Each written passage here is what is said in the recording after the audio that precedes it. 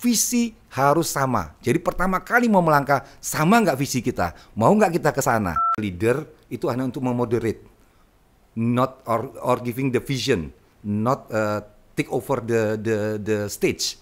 Stage-nya itu adalah semua ini, pemain-pemain ini. Saya tagline-nya dari teman-teman yang sudah gede ini, mulai aja dulu. Pasti ada jalan. Kalau nggak mulai, bagaimana kita mau tahu jalannya? Cari solusinya, bikin inovasinya. Selamat datang ke Cakap Startup, video podcast dari Gerakan Nasional 1000 Startup Digital yang membahas sisi terpenting dari startup, yaitu manusia di baliknya. Kamu akan mendengarkan cerita, pengalaman, tips, dan juga curhatan para pegiat startup digital Indonesia. Jadi, siapkan mata, hati, dan telinga, dan ayo simak percakapannya.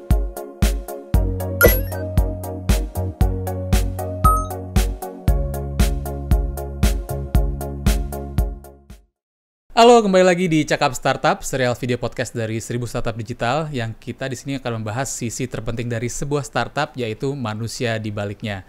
Nah, sekarang udah masuk ke episode kedua. Dan terus terang saya senang banget karena di episode pertama ada beberapa teman-teman yang sudah nonton, menyaksikan. Sahabat startup udah juga kasih komen di YouTube dan juga di Instagram. Terima kasih banyak dan semoga kedepannya masih bisa memberikan inspirasi-inspirasi dengan kita coba menggali dari manusia-manusia di balik startup. Terus terang kemarin kan juga Ala sempat cerita tuh di episode pertama bilang bahwa dia tuh yang bikin dia hebat seperti sekarang adalah karena dia menabung experience. Nah, ini saya sendiri pribadi juga, ini baru pertama kali saya mencoba untuk akhirnya memberanikan diri. Kenapa saya bilang memberanikan diri? Karena dulu sebenarnya yang namanya podcasting tuh saya udah coba ngulik-ngulik tuh dari 2015. Cuman ya itu dia, teori-teori doang kalau kayak Ala bilang waktu itu. Hanya teori tapi nggak ada eksekusi. Nah, akhirnya untung dengan kondisi sekarang, jadi ada berkah di balik pandemi juga, in a way itu diberi kesempatan untuk mencoba hal baru nih yang selama ini saya cuma bisanya riset doang, tapi akhirnya kita coba eksekusi gitu. Jadi terima kasih buat teman-teman di balik Cakap Startup ini yang udah membantu meyakinkan saya untuk bisa mencoba hal ini. Karena ini satu hal yang baru, jadi mohon maaf kalau banyak salah-salah. Jadi kita juga banyak terima kritikan dan masukan juga dari teman-teman. Jangan lupa untuk subscribe juga di YouTube, ada di Gerakan Nasional 1000 Startup Digital, dan juga ada di Instagram @1000 Startup Digital, dan di Twitter. Oke, dan kemarin juga ngomongin masalah Ala cerita mengenai dia tuh bertransformasi, gimana ceritanya awalnya dia menjadi orang yang tertarik di fashion, terus dia transformasi untuk bikin company, dan dia transformasi untuk akhirnya dia akhirnya mencoba untuk menjadi karyawan karena dia belajar untuk menjadi leader. Nah, ngomong-ngomong masalah transformasi, kebetulan sama kita hari ini ada orang yang emang bisa dibilang punya banyak pengalaman untuk bertransformasi. Jadi sekarang bersama kita di episode kedua ini ada Pak Samuel Arbijani Pangerepan, atau dipanggil Pak Sam. Selamat pagi Pak Sam. Selamat pagi Okta. Gimana kabarnya Pak Sam? Baik-baik, makanya saya bisa berada di depan Okta sekarang. Kita lakukan podcast. Alhamdulillah sehat semua. Alhamdulillah. Nah, tapi gimana Pak Sam selama work from home ini kan, karena kita kan di Cakap Startup ini kan kita di sini ngobrol dengan orang-orang yang menginspirasi di balik startup juga. Pak Sam sendiri walaupun sekarang di pemerintahan di Kominfo sebagai Dirjen Aptika atau aplikasi informatika, juga punya background ini juga entrepreneur juga ya sebelumnya ya Pak Sam ya. Iya. Iya.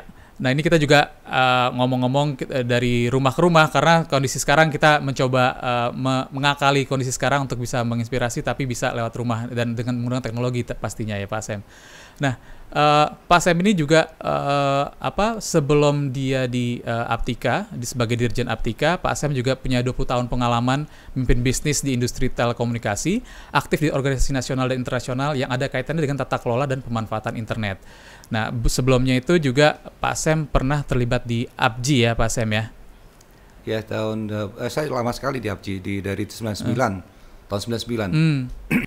Oke Pak Sam, tadi saya ada bocoran nih Pak Sam. Dulu waktu pas Pak Sam di APJI, waktu mau menyelenggarakan IGF itu katanya ada satu hal yang sangat luar biasa. Jadi pernah acara hampir gagal ya waktu itu Pak ya kalau nggak salah. Dan terus katanya malah menjadi sebuah acara yang paling sukses sepanjang sejarah IGF. Nah, itu bisa ceritain nggak Pak? Ya, itu ceritanya seru banget itu. Jadi awalnya kita ditunjuk Kita sudah deklarasikan di forum internasional. Indonesia ingin jadi tuan rumah. Oke. Setting sama pemerintah. Pemerintah sudah membudgetkan.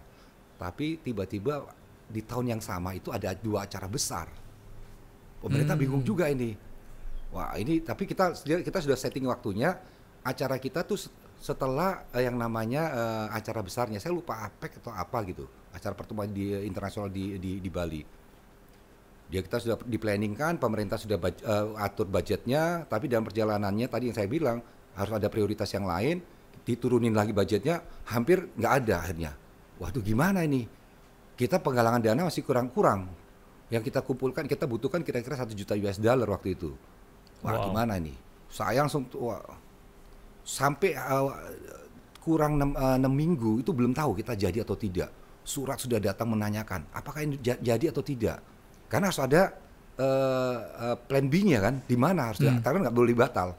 Akhirnya kontak waktu itu ada dari Google, Facebook, Ayana, semua internasional dan semua stakeholder dari dalam negeri dan luar negeri. Di Indonesianya telco itu saya panggil, saya undang semua. Kita nggak boleh gagal.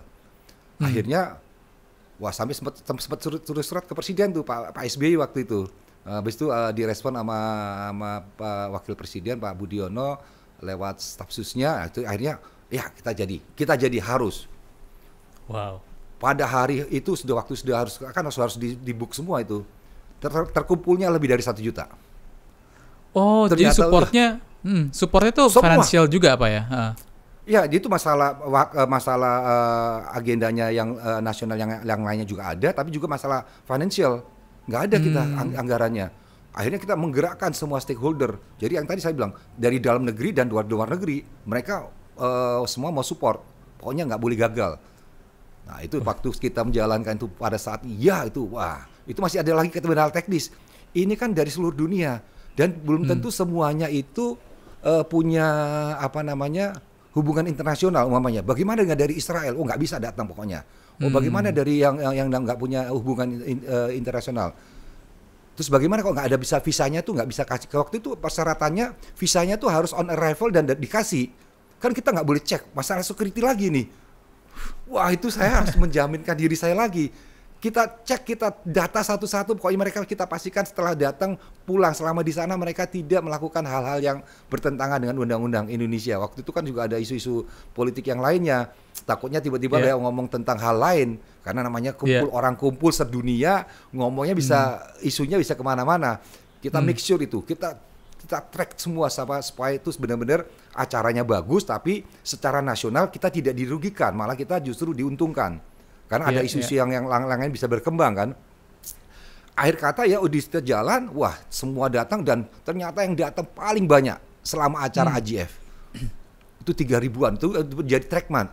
Dan yang paling menarik lagi adalah kita di sana membuktikan waktu itu kita bicara tentang migrasi tentang IP versi 6, versi 6. IP version 6 ini itu kita jalankan juga di networknya. Semua networknya kita buat, kita demonstrasikan sampai mereka bilang, kok bisa Indonesia ini?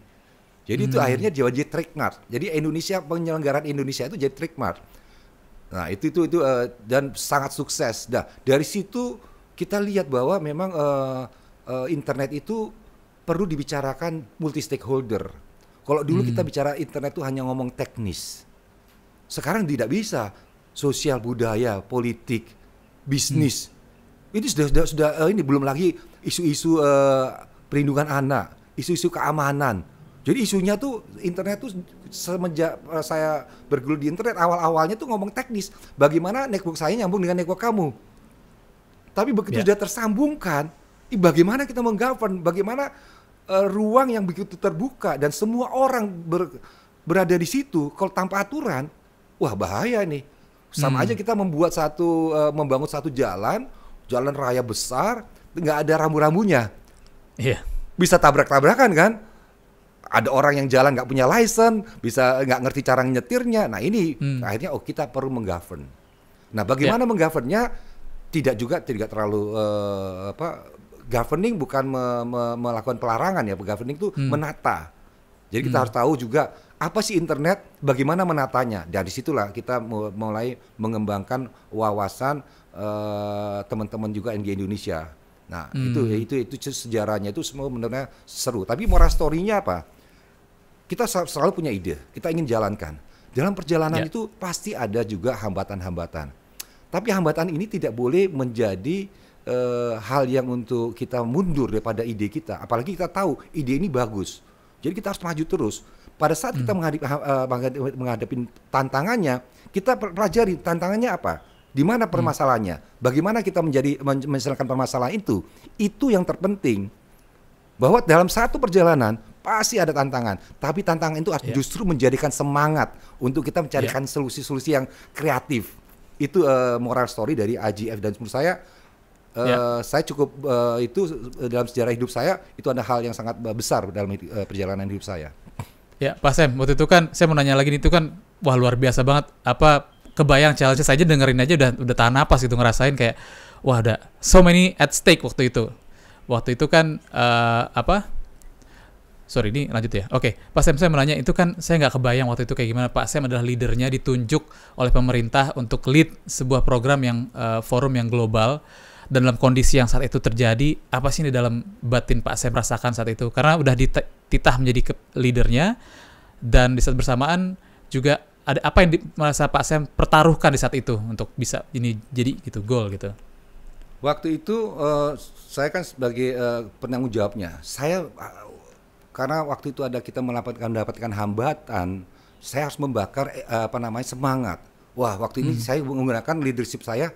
Ayo kita jalan, kita jadi bakar semangat. Jadi jangan sampai moralnya itu turun, akhirnya kita nggak mau melangkah. Itu dan dalam cara leadership saya itu saya lebih egaliter. Jadi saya tidak mau sendirian, tapi saya tahu posisi saya apa. Jadi kalau sistemnya sudah terbangun dan fungsinya sudah ada, saya memerankan yang fungsi saya aja.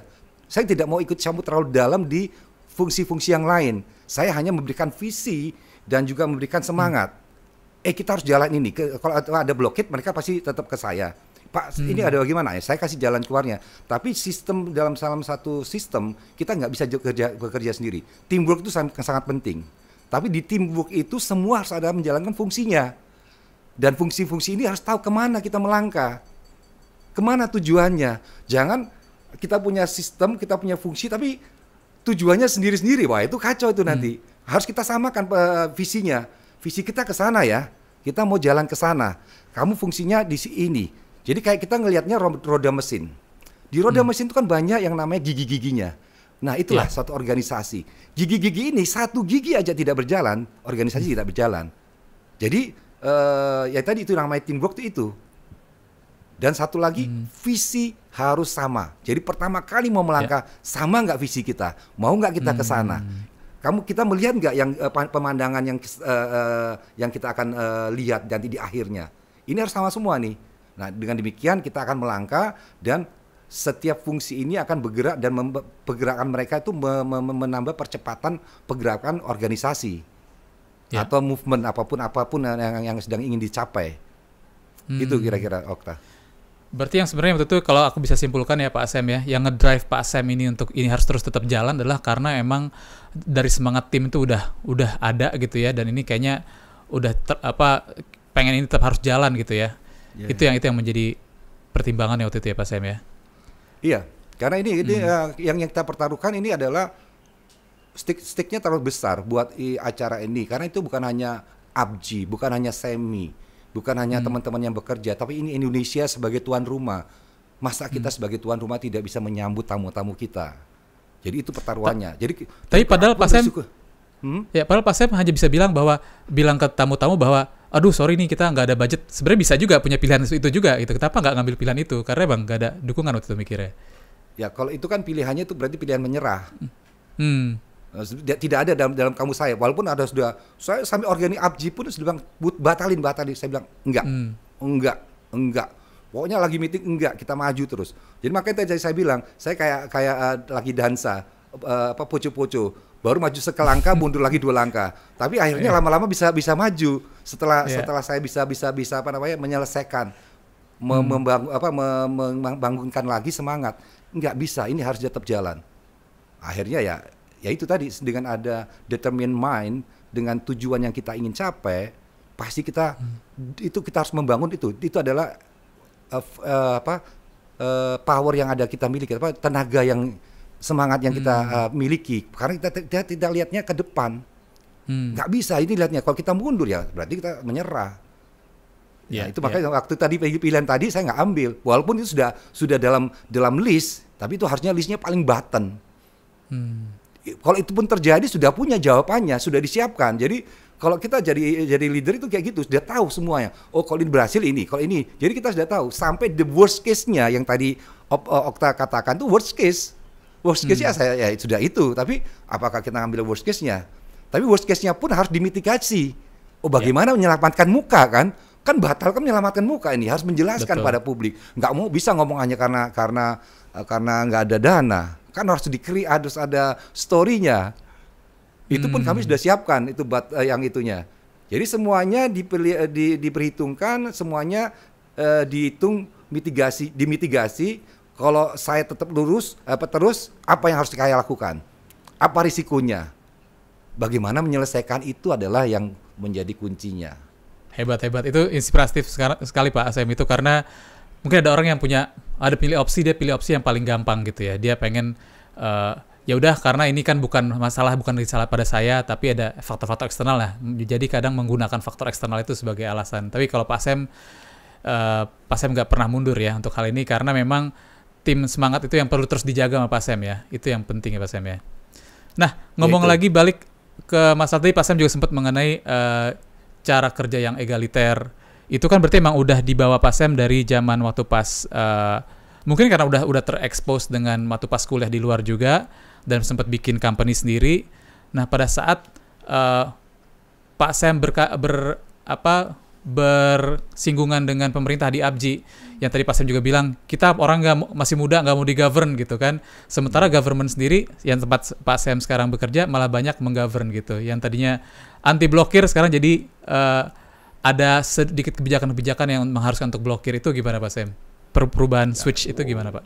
Wah itu kalau ngomong itu tantangan saya pertama kali. 3 bulan pertama itu adalah hal yang menurut saya sangat challenging. Saya biasanya ngatur acara rapat itu egaliter tadi. Saya nggak ngeliat ini, tapi siapa yang mempunyai ide dalam rapat ya. Karena saya membiasakan diri saya dalam rapat itu semua sama. Bahwa ada leader itu hanya untuk memoderate, not or giving the vision, not take over the stage. Stage-nya itu adalah semua ini, pemain-pemain ini. Kalau kita sudah menyiapkan suatu suasana itu, ide akan keluar. Kalau kita membuat suasananya itu ada atasan bawahan, ya itu yang saya hadapin. Tiap kali mau ngomong, Pak izin Pak. Waduh, saya bilang lama-lama pusing juga. Pak Dirjen izin. Saya bilang, saya ngomong gini, dulu saya ngurus izin di pemerintah bayar loh. Kamu kan sekali lagi minta izin saya suruh bayar loh kamu. Maksudnya ada pajak yang harus kita bayar.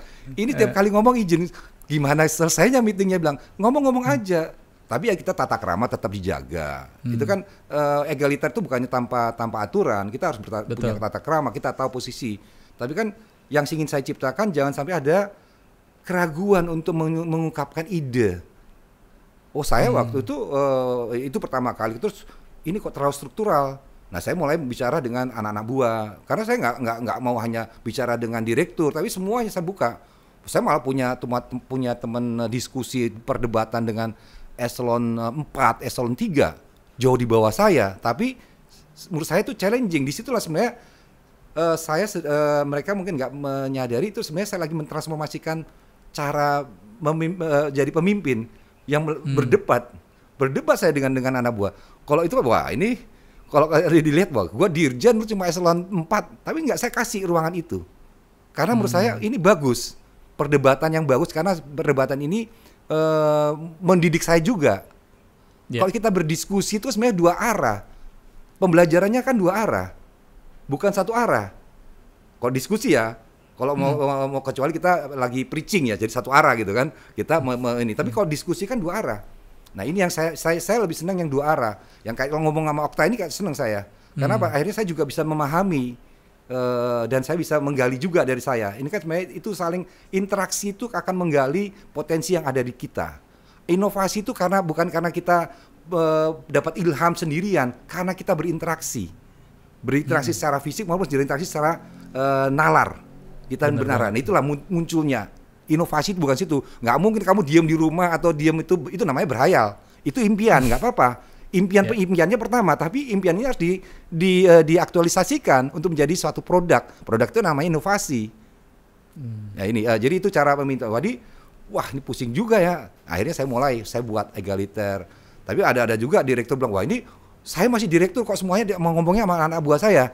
Saya nggak ngomong, saya ngomong bukan masalah kerjaan, namanya diskusi loh saya. Kalau kerjaan tetap saya struktural ada. Nah perbedaannya dari pemerintah dengan swasta sebenarnya di swasta juga ada struktur, tapi struktur itu lebih banyak fungsionalnya. Apakah direktur itu karena jabatannya dia sebagai pemimpin? Enggak. Direktur itu punya fungsi mendirect yang ada di bawahnya, memastikan visi daripada organisasi dijalankan, khususnya yang di bagiannya dia. Itu adalah namanya fungsionalnya.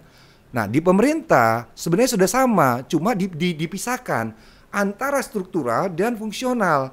Kalau di swasta itu jadi satu.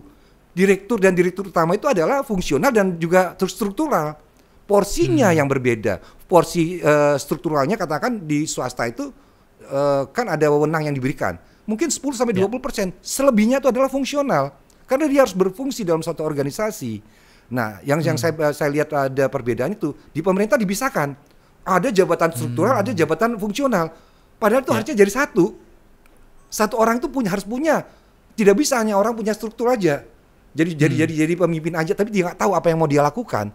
Fungsinya dia apa. Nah ini ada perbedaan. Nah menariknya sekarang sudah dihapus nih. Nah tapi budayanya perlu juga diperbaiki. Fungsional sendiri, fungsional tanpa dikasih wewenang juga nggak akan jalan. Setiap fungsional itu harus ada wewenangnya. Kalau enggak dia terjadi bottlenecking lagi.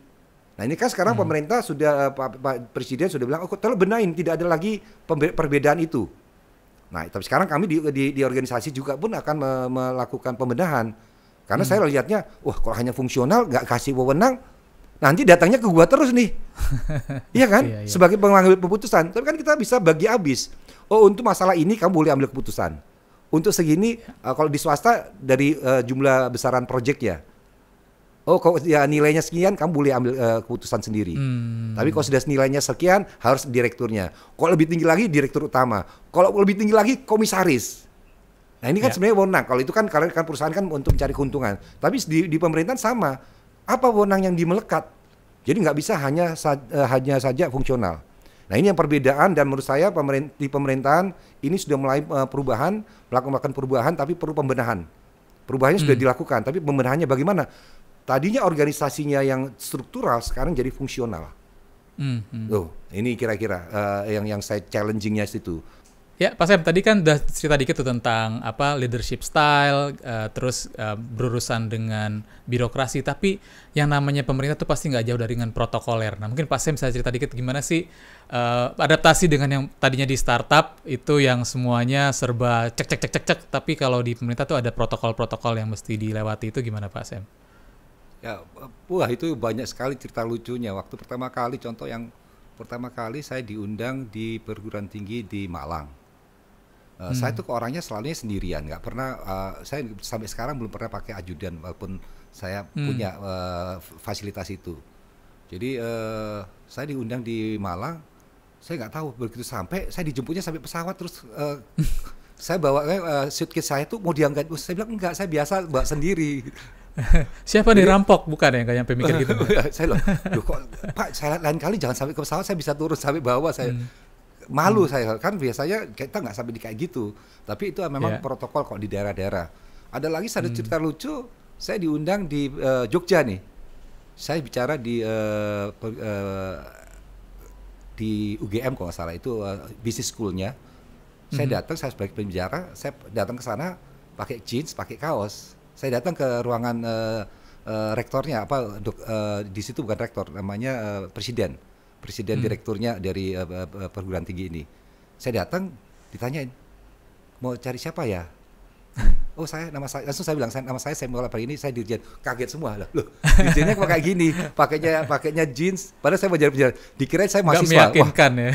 Gak meyakinkan, saya dikirain saya mahasiswa waktu itu. Jadi hal-hal gitu kan biasanya kan kita ada orang yang memperkenalkan. Saya pernah juga lagi pergi ke diundang dirjen lain. Saya datang sendiri. Dia nggak tahu saya itu dirjen. Padahal sama dirjen ini. Kita dialog. Oh Bapak dirjennya? Iya Pak, saya Mi. Pak akhirnya baru ngobrol. Karena biasanya kalau dirjen tuh pasti ada orang stafnya di bawah, dia yang buat protokolnya. Ini saya datang aja di ruang tunggu gitu.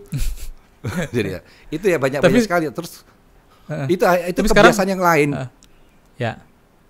Jadi tadi kebiasaan ini tadi yang kita sendiri, ya kita harus terbiasa dengan protokoler. Nah, yang sekarang saya tetap jalankan adalah apabila acara-acara resmi, pasti saya ada bawa protokoler karena saya takut salah duduk kayak salah ini. Ya ini saya bilang, saya takut salah duduknya di mana ini.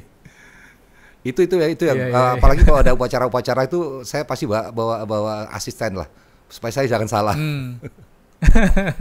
Tapi orang juga udah mulai biasa tuh Pak ya dengan kayak gitu ya. Mungkin karena udah mulai ngerti bahwa yang namanya ini kan tadi Bapak juga bilang udah fungsional banget sekarang gitu kan di pemerintahan juga. Tapi orang udah paham itu Pak ya. Sekarang udah paham. Sekarang kan kalau kita pergi ya, kalau kita bawa entourage, padahal entourage kita kan juga pegawai kita bisa yang kerja dia kerja.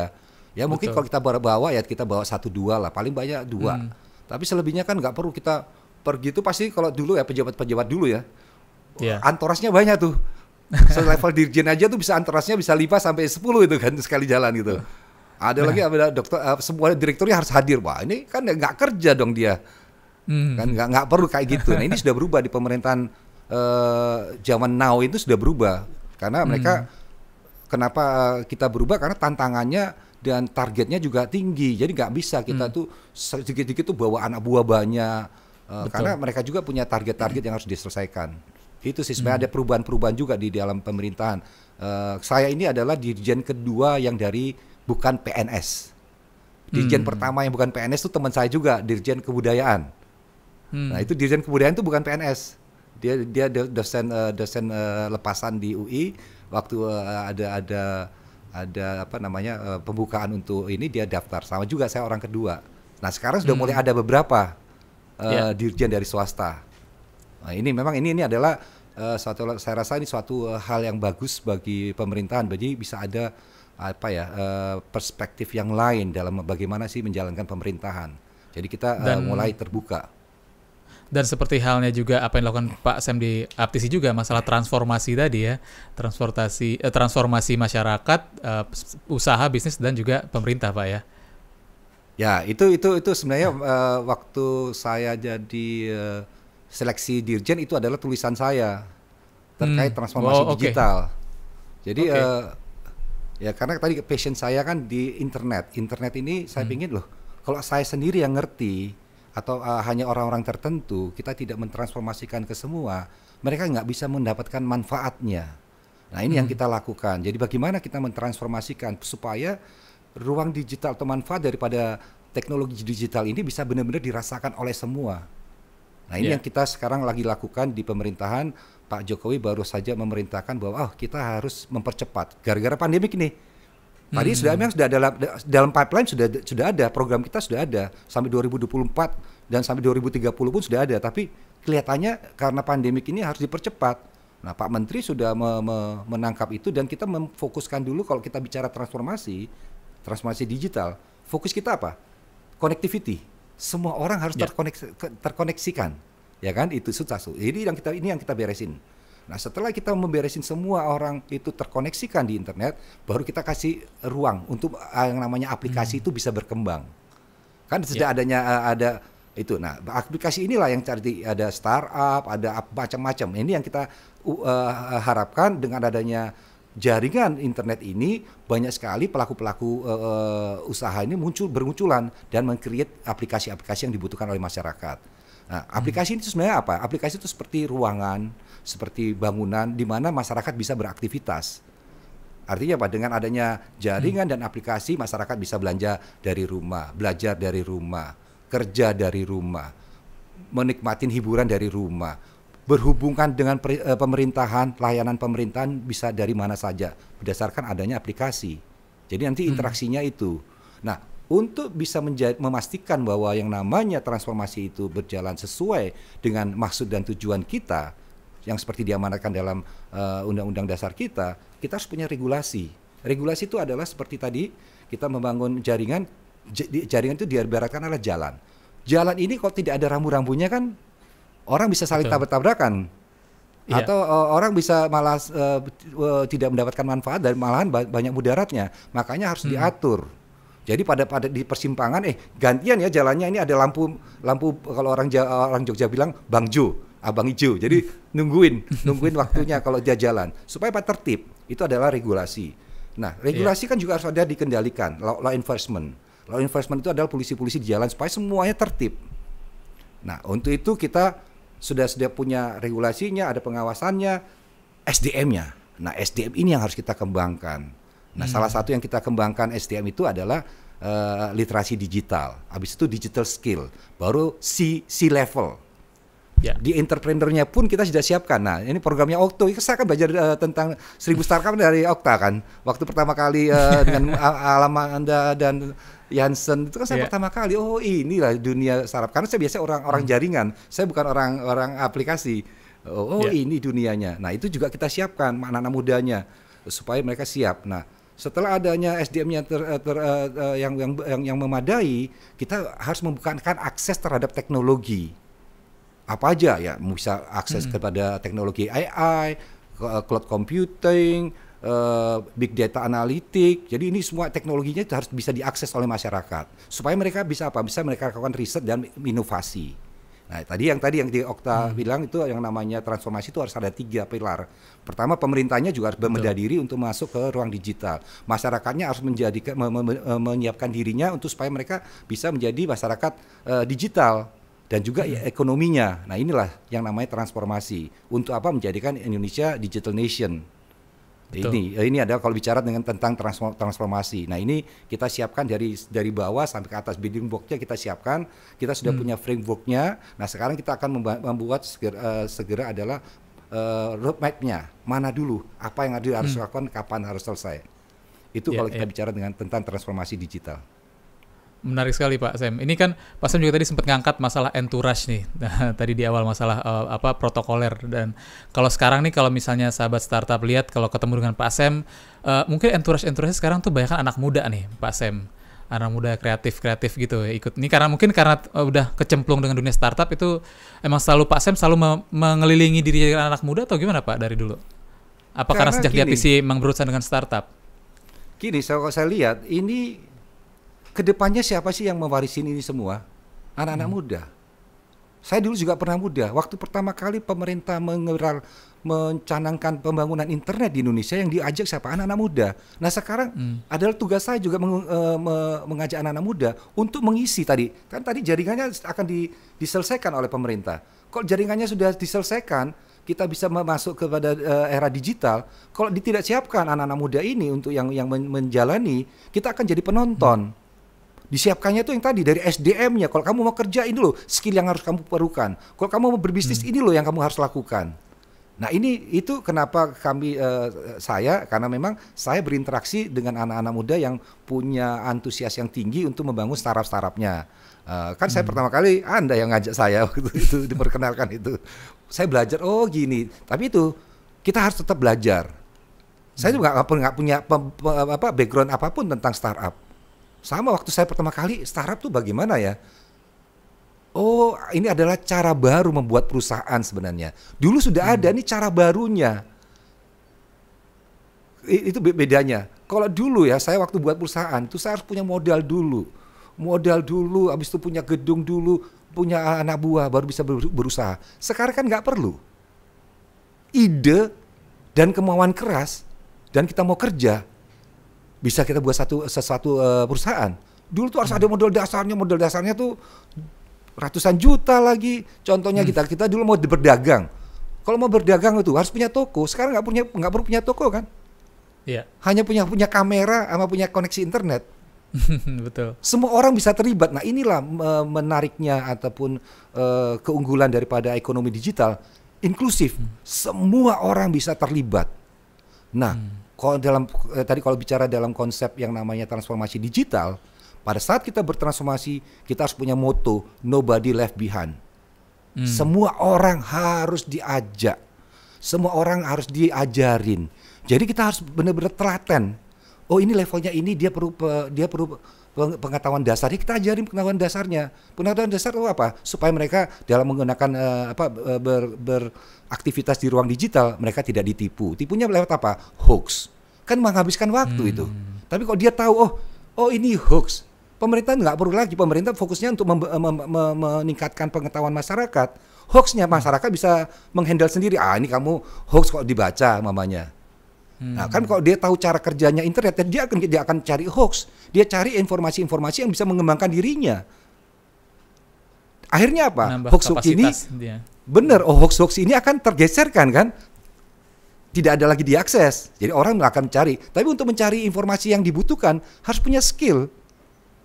Google, kita waktu pakai search engine kan nggak sembarangan. Kalau kita merangkai katanya salah, hasilnya juga salah. Bener nggak? Nah, inilah yang kita lakukan di literasi digital.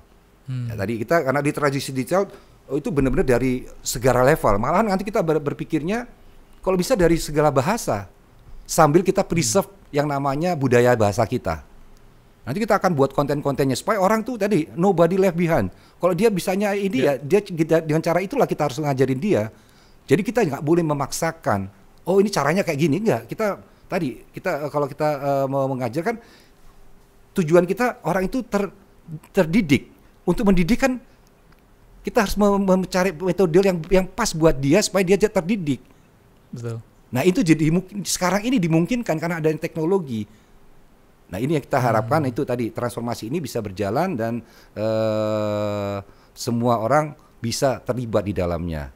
Nah, kalau saya di cleaning anak-anak muda ya memang sekarang adalah tugas saya mengangkat anak-anak muda. Dulu saya diangkat juga waktu saya muda oleh orang-orang ini, diberi kesempatan. Nah, ini adalah tugas saya. Yang tadi kita harus pay forward-nya ini kan sini. Yes. Ya kan, saya kan dulu dibantu, saya harus bantu juga. Ini kira-kira Okta. Oke, ini terakhir nih Pak Sam, ini menarik banget. Soalnya kalau ngomongin Pak Sam ini nggak bakal habis untuk nyemangatin terus gitu kan Pak Sam ya. Nah, Pak Sam juga selama menjadi Dirjen Aptika kan banyak juga program yang sifatnya pemberdayaan juga, selain transformasi dan pemberdayaan juga kayak program Petani Nelayan Go Online, UMKM Go Online, termasuk talenta startup, talenta digital dan juga 1000 startup nasional. Nah, itu kayaknya nggak ada habisnya Pak Sam untuk yang Pak Sam lakukan selama di jadi Dirjen Aptika ini. Next-nya itu apa lagi sih Pak Sam? Dan sejauh ini so far udah apa plan ke depannya Pak? Saya lihat program-program yang ada ini sudah baik. Sekarang saya lagi memperbaiki organisasinya untuk bisa run ini lebih cepat. Ini yang saya lagi mencari bentuk organisasi yang bagaimana yang bisa menjalankan program-program ini secara efektif. Nah, tadi kalau kita bilang, wah ini kalau masuknya birokrasi nanti terlalu lama dan terlalu bertele-tele. Ini harus ada terobosan. Ini yang kita lagi memanggil konsultan. Bagaimana kedepannya supaya ini berjalan terus tanpa ada hambatan dan berjalannya itu lebih cepat tanpa terlalu banyak aturan yang bukannya tidak ada aturan, tetap harus accountable, harus bisa dipertanggungjawabkan. Tapi disitulah yang kita fokuskan, jangan paperworknya. Selama ini kan di pemerintahan banyak paperworknya. Akhirnya kita terlalu banyak habis uang atau uang dan waktu kita di paperwork. Contohnya, saya kan punya program yang namanya UMKM Go Online. UMKM Go Online itu kalau saya lakukan secara konvensional, satu UMKM itu anggarannya cuma 6.000. Coba dibayangkan bagaimana mengonlinekan UMKM dengan dana 6.000. Beli materai aja nggak cukup. Karena kalau materai di ketengan walaupun harganya 6.000 kan harus dapat ini bayar 500 lagi ke tukang ketengannya. Nah, itu akhirnya kita bagaimana uang yang tadi sangat limited tapi targetnya besar. Nah, ini kita harus kolaborasi. Ini yang sudah saya terapkan. Kolaborasi yang punya kepentingan mengonlinekan UMKM siapa? Oh, marketplace. Ayo marketplace duduk yuk kita punya program bareng. Nah, itu jadi namanya kolaborasi antara pemerintah dan swasta. Ini saat ini sudah harus kewajiban lagi bentuknya. Karena nggak mungkin saya punya target waktu itu 8 juta UMKM di go online kan, cuma dengan uang 6.000 perak kalau kita bagikan per unit, nggak mungkin. Tapi dengan kolaborasi semua itu dimungkinkan. Nah, karena juga digital dimungkinkan. Nah, sama juga nanti ini kita akan meliterasi 50 juta orang. 50 juta loh ini. Ini itu kan kerjaan besar. Itu kalau nggak kolaborasi yang masif sifatnya, membuat suatu gerakan agar semua orang terliterasi digital, agar semua orang mendapatkan manfaat terhadap transformasi digital, itu harus kerja bareng, nggak bisa kerja sendirian. Dan itu harus semuanya harus punya kontribusi dalam transformasi ini. Akhirnya apa? Waktu kita berkontribusi, kita dapatkan manfaat, tapi orang lain juga dapat manfaat. Akhirnya nanti pada saat kita bertransformasi, yang menikmati adalah Indonesia. Bukan kita menyiapkan market loh. Kita mau jadi pelaku, jangan jadi hanya market. Makanya kita harus melakukan itu. Kalau kita paham itu, oh ya kita harus menyiapin diri. Oh ya saya juga mau terlibat, saya nggak mau jadi penonton. Di era digital ini kan enaknya gitu. Kita tuh bisa suatu saat kita jadi pembeli, kita juga penjual. Dinamis sekali.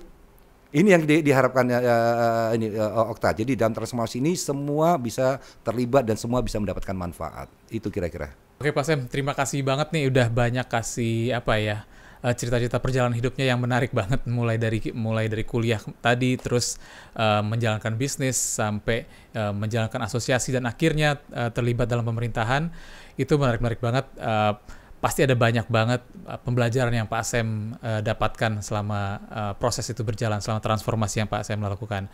Mungkin ada pesan-pesan nggak Pak Sam untuk sahabat startup di sini yang mungkin mendengarkan, yang saat ini sedang berjuang untuk memberikan solusi melalui usaha digitalnya mereka gitu ya.